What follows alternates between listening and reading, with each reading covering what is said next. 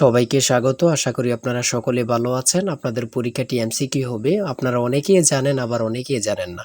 আমি বলে রাখি আপনাদের পরীক্ষাটি এমসিকিউ হবে। আজকে একটি এমসিকিউ পরীক্ষার মডেল টেস্ট নিয়ে এসেছি। ইনশাআল্লাহ এই মডেল টেস্ট থেকে 25 থেকে 30 নাম্বার আপনি অনায়াসে কমন পাবেন। শুধু কষ্ট করে একটু সময় নিয়ে সম্পূর্ণ ভিডিওটা দেখেন, আপনি পরীক্ষায় পাস করতে পারবেন। আপনাদের পরীক্ষাটি এমসিকিউ হবে, যেমন এখানে রয়েছে সুশিক্ষিত লোকই মাত্র স্বশিক্ষিত উক্তিটি কার।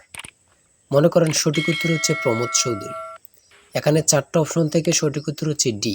তাহলে ডি নাম্বারটা আপনারা বরাট করতে হবে। আমরা আপনাদের জন্য একদম শর্ট করে চূড়ান্ত সাজেশন তৈরি করেছি।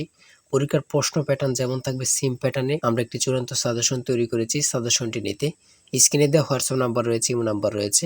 দুটোর মধ্যে যে কোনো একটি মেসেজ করে সাজেশনটি সংগ্রহ করুন। সাজেশনের মূল্য 100 টাকা। আমি বলি অবশ্যই প্রত্যেকে আমাদের সাজেশনটি সংগ্রহ করবেন, আপনি পরীক্ষায় পাশ করবেন।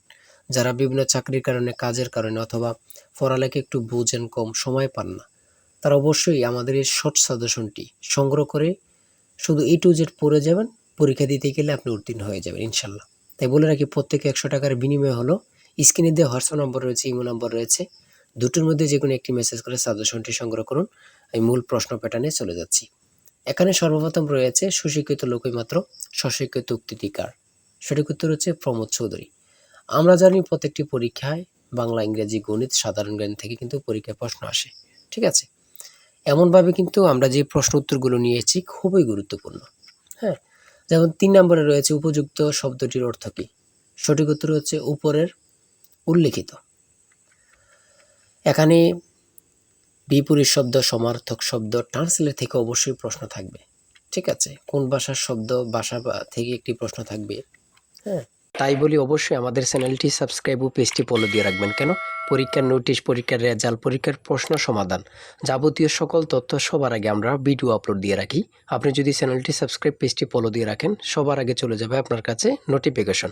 মনে করেন আপনি পরীক্ষা দিয়েছেন, পরীক্ষার প্রশ্ন সমাধান দেখিয়ে দিব, তারপরে রেজাল্টের অপেক্ষা করা লাগবে না, আমাদের চ্যানেলে পেয়ে যাবেন, সকল তথ্য পেয়ে যাবেন। এবং কি নতুন নতুন চাকরির তথ্য পেয়ে যাবে। সার্কুলার দেওয়ার সাথে সাথে আমাদের চ্যানেলে আপলোড দেওয়া হবে। আপনি শুধু আমাদের চ্যানেলটি সাবস্ক্রাইব, পেজটি ফলো দিয়ে রাখলে সবার আগে চলে যাবে আপনার কাছে নোটিফিকেশন। তাই অবশ্যই চ্যানেলটি সাবস্ক্রাইব, পেজটি ফলো দিয়ে আমাদের মেম্বার সদস্য হয়ে আমাদের সাথেই থাকবেন। তারপরে রয়েছে অপরিণত অর্থে কাঁচা শব্দের ব্যবহার কোনটি। কাঁচা বয়স। মাথা দেওয়া শব্দটির অর্থ কী? দায়িত্ব গ্রহণ। হ্যাঁ, বুঝতে হবে কিন্তু আমাদের সাজেশনের প্রত্যেকটি প্রশ্নের ব্যাখ্যা ও সমাধান সহ পেয়ে যাবেন। ঠিক আছে, কবিতা শব্দের বহু বচন কোনটি? সঠিক উত্তর হচ্ছে কবিতা গুচ্ছ। সন্ধি বিচ্ছেদ থেকে অবশ্যই একটি প্রশ্ন থাকবেই। ঠিক আছে, অবশ্যই একটি প্রশ্ন থাকবে। শুদ্ধ বানান থেকে অবশ্যই থাকবে।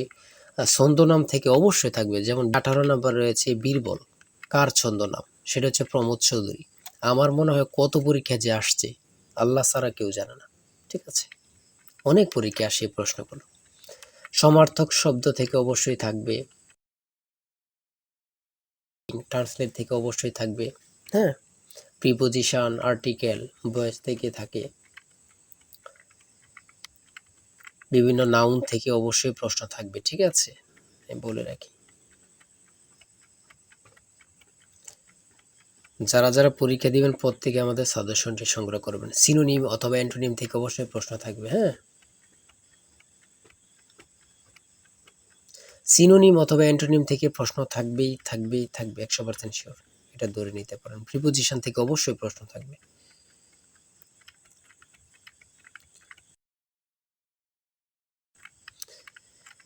বাংলাদেশের সুপ্রিম কোর্ট মোট কয়টি বিভাগে অথবা বিভাগ নিয়ে গঠিত? সঠিক উত্তর হচ্ছে 2টি।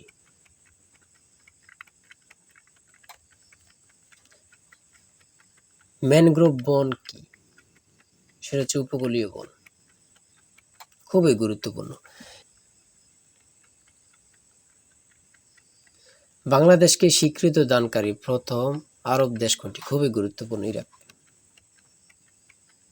আয়তনে বাংলাদেশের বড় জেলা কোনটি? খুবই গুরুত্বপূর্ণ, রাঙ্গামাটি। ঢাকা কত সালে সুবা বাংলার রাজধানী হয়? সঠিক উত্তর হচ্ছে 1610 সালে।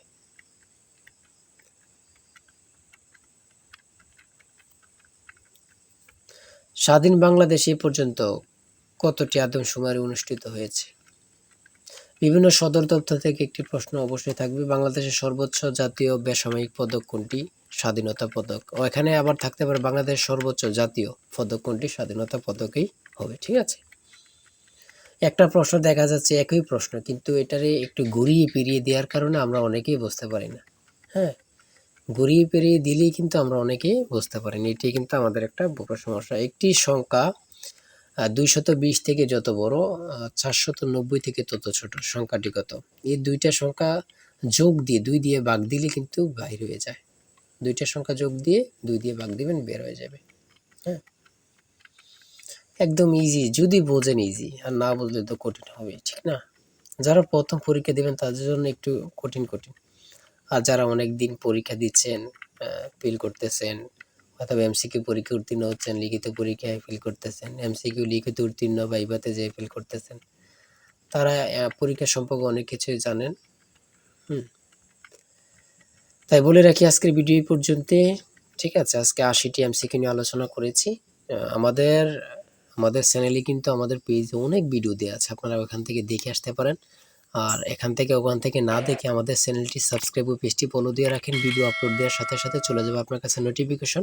আপনি অনেক তথ্য পেয়ে যাবেন। আর আমাদের সাজেশনটি সংগ্রহ করে রাখেন। ইনশাআল্লাহ আপনি পরীক্ষা উত্তীর্ণ হয়ে যাবেন। আমাদের সাজেশনটি নিতে স্ক্রিনে দেওয়া হোয়াটসঅ্যাপ নম্বর রয়েছে। এটা হোয়াটসঅ্যাপ অথবা ইমো নাম্বার যেকোনো একটি মেসেজ করেন। আমাদের সাজেশনটি সংগ্রহ করতে পারবেন।